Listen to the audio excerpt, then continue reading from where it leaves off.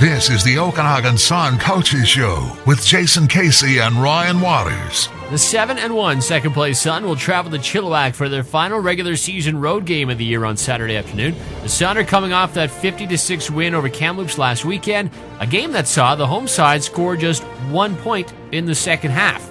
And head coach Jason Casey isn't really that concerned. Not at the time, no, because I wanted to see what our, Group 2 and 3 guys could do. We wanted to get our young guys in a game like that. The first half, we played phenomenal. The number ones across the board, offense, defense, and special teams.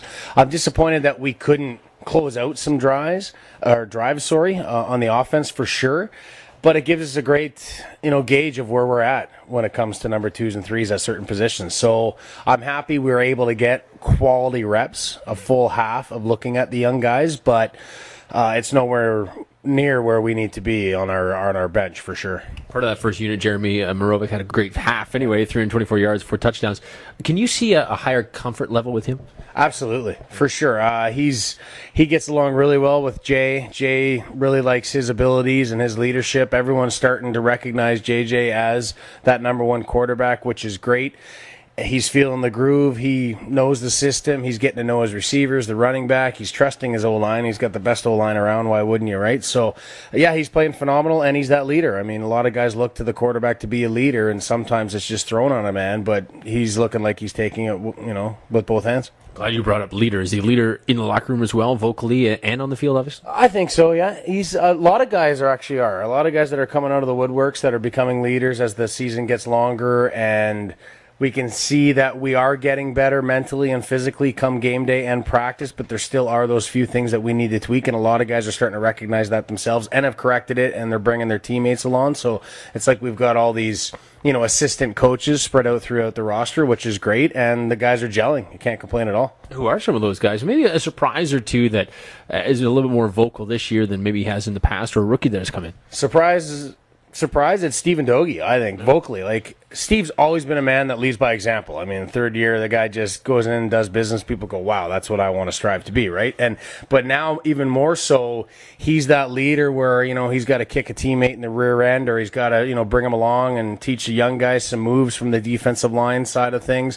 Drew DeGoo and Kozar and Wilson and Kraft, I mean, all the guys that are playing O-line, they're not so much vocal as their presence. It's just, we're big, mean, and nasty, and we're old linemen, and we're going to, knock your yoo-hoo down your throat. And it's great. It's great to see, and that's leadership that a lot of guys will look at and go, wow, that's how we all need to play for 60 minutes. After that game against West Shore Rebels, 69-0, you said it is the most complete game you've seen in 5 years of being here. What would you call or describe that game against Kamloops? A great first half, and then the second half was I don't want to say it's understandable, because then we're accepting that we lost the second half 6-1. I don't want to accept it, but I can understand where we're lacking, because we didn't have a lot of our number 1s in at the start of the third and for most of the second half. So I love the first half. I thought we played great across the board. I mean, our special teams are getting better every single week. Our offense and defense are playing well, and they're gelling. It's when those 12 starters are on the field, they all know where each other's supposed to be. They know our game plan. They know the adjustments on the fly depending on what their opposition's doing for them. So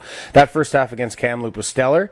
It just shows us that we need to rep more of our, backups and freshmen coming into situations like that, so we are ready. Now, mind you, we had 55 guys on our roster, and come playoff time, there's only 40. So there won't be that huge gap of talent come, 40-man roster, but I'm happy with what talent we do have, and knowing that everything that we need to fix is easily fixable. Playoff time, you mentioned it, only a couple weeks away now. What are your goals going into this Chilliwack game, knowing that the playoffs are just a couple weeks away? Just to get more precise with our systems. We got to just keep getting sharper and sharper and sharper across the board. I mean, our special teams, we're within a hair of returning several kicks a game, so I want to see that now come to fruition. I want to see our offense, not punt or rarely punt. I want to see us always score. I want to take off 5, 6, 7 minutes off a clock and march 60 to 80 yards and put up 7 or put up 3. 3 every time. That's what we need to do on offense. Defense, if a team's going to march the ball somewhat on us, bend, don't break. But if we do get a team in second and long, don't let them convert it. Force them to punt, get our specials out there, and put our offense back on the field. So all those things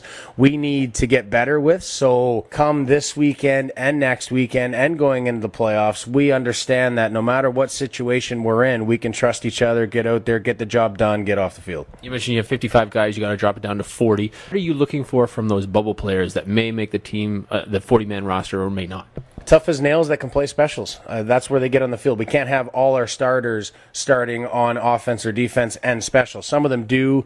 You probably give your starters 1 or 2 key special teams, and then those 2 or 3 other specials is where your bubble guys come in, or your number 4 linebacker, your number 5 D lineman, your number 5 or 6 receiver. Those guys got to prove that they're tough as nails. They can learn special teams as well as their offense or defensive playbook and bust their hump, knowing that they might not get a catch or a sack or a carry as a running back, but they're going to go out there, get some tackles, make some blocks for our returners, give us good field position, and help us win a football game. Will it be more difficult, do you think, cutting the roster down to 40 as the head coach compared to as the DC? Well, not really, because, I'm still looking at the defense as the defense coordinator, but the offense, I don't just go with, a black marker and decide, okay, that's the 20 guys for offense. It is still up to Jay, Paul, Farnsey, Nagy, and Richmond to decide who's their tops of their position, and we've got from probably week to week, you kind of adjust where you're going to be heavy and not. Maybe you're heavy at O-line one week, but maybe you're heavy receiver next.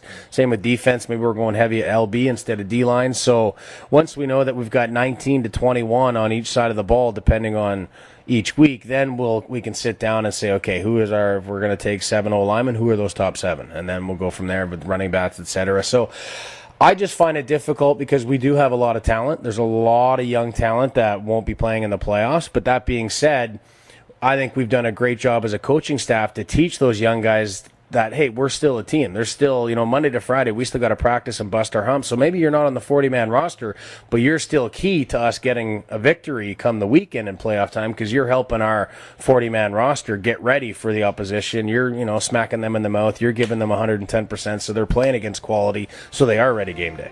The Huskers are still looking for their first win of the year, standing at 0-8. 3 weeks ago, the Huskers fell 42-7 to the Sun at the Apple Bowl, scoring a defensive touchdown. Head coach Luke Atchison, however, says his players are ready to face the Sun again. Yeah, they are. And we're looking forward to being back at home and playing on our home field on the grass and in front of our fans and friends and family. So they're looking forward to it. What part of the game have you been working on most this week? We've been working on our running game. It's really been struggling. We're hoping to be able to run the ball a little bit and just kind of continuing to work on all the things that we need to work on.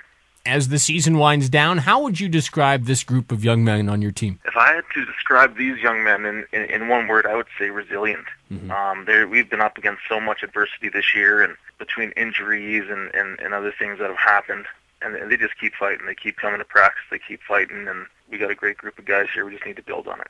You mentioned injuries. Are you going to get anybody back, anybody at all, for this week or next week?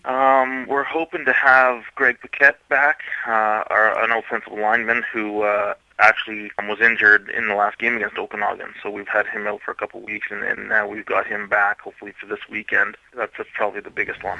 The Sun are hoping to improve to 8-1 going into the season finale with the Vancouver Island Raiders Thanksgiving Sunday at the Apple Bowl. It's a game the club has been looking forward to since week 5 of the season and a loss in Nanaimo, as first place and home field advantage throughout the playoffs is on the line. Before that can happen, the Sun and Huskers will kick off 2 o'clock Saturday afternoon at Exhibition Stadium. Until I talk to you then, I'm Ryan Waters.